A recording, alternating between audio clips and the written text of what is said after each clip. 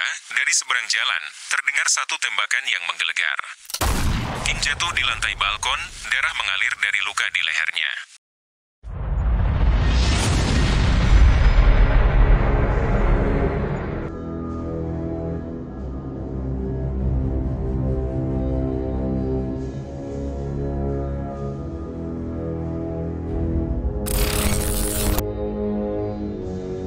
Pada pertengahan abad ke-20, Amerika Serikat tengah bergolak dengan ketegangan rasial yang memanas.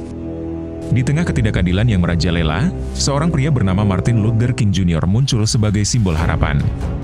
Tapi King bukanlah seorang revolusioner yang mengangkat senjata. Dia punya senjata yang jauh lebih kuat, kata-kata. Bayangkan kota Montgomery, Alabama, pada tahun 1955. Di tengah panasnya ketidakadilan, seorang wanita bernama Rosa Parks menolak memberikan tempat duduknya di bus kepada penumpang kulit putih. Aksinya memicu gelombang besar kemarahan dan protes. Di sini, seorang pemimpin muda gereja muncul, Martin Luther King Jr. Dengan keberanian yang mungkin belum sepenuhnya dia sadari, King memimpin boikot bus Montgomery, aksi protes selama lebih dari setahun yang menuntut hak-hak kesetaraan bagi warga kulit hitam. Bayangkan, setahun penuh warga kulit hitam di Montgomery tidak menaiki bus umum, meskipun itu berarti mereka harus berjalan jauh ke tempat kerja, sekolah, atau gereja. King dan komunitasnya menghadapi intimidasi, ancaman, bahkan serangan bom di rumahnya. Tapi King selalu berpegang teguh pada prinsipnya, tanpa kekerasan.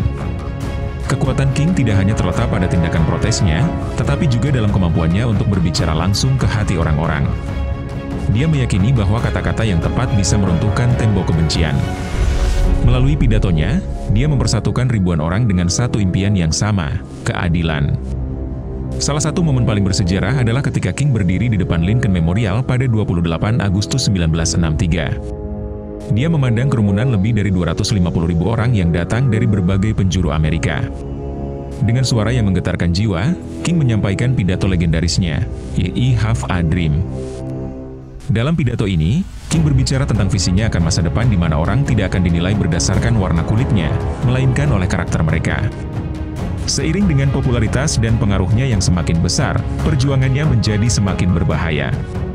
Serangan demi serangan menimpanya, tetapi King tidak pernah menyerah.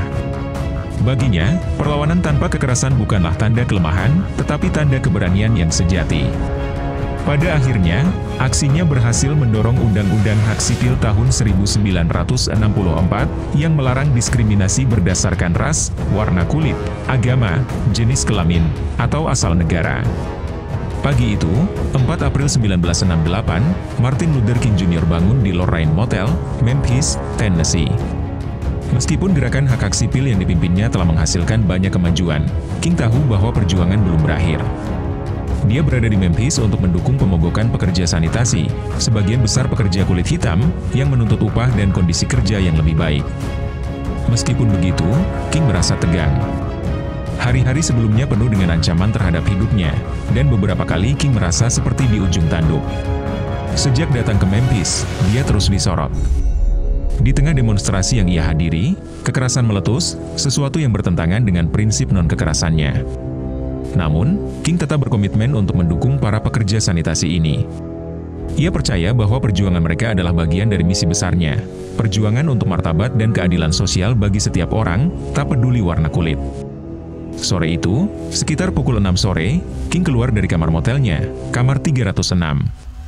Ia berdiri di balkon bersama rekannya, Reverend Ralph Abernathy, dan beberapa pemimpin lainnya dari Southern Christian Leadership Conference, SCLC.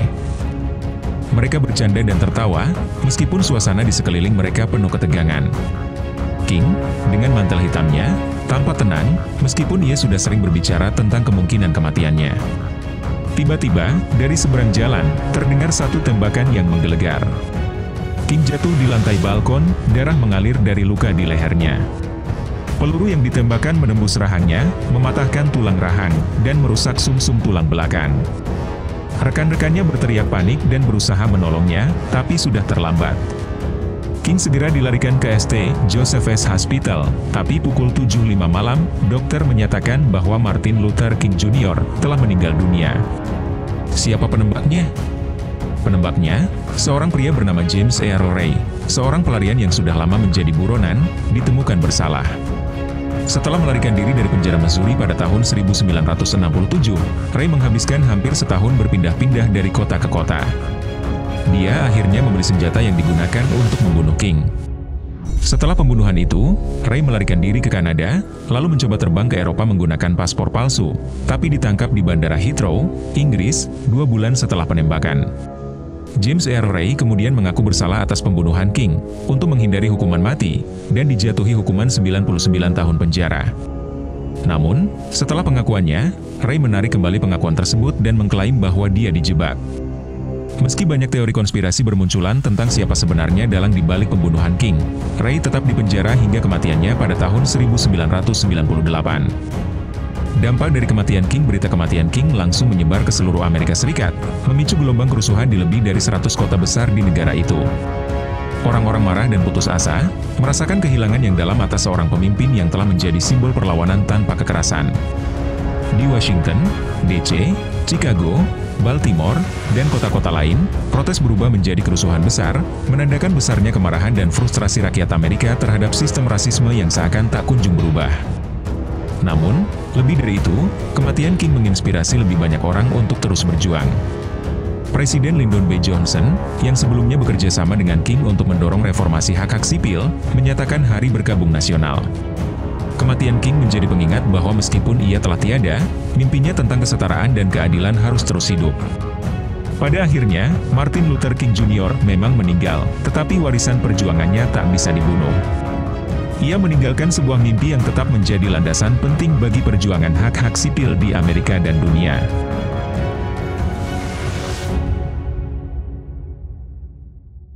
Terima kasih sudah menonton video ini. Jangan lupa untuk like, komen, dan subscribe jika kamu menikmati konten yang kami bagikan. Aktifkan juga lonceng notifikasinya agar kamu tidak ketinggalan video terbaru dari kami. Kalau ada pertanyaan atau saran, tulis di kolom komentar di bawah. Sampai jumpa di video selanjutnya.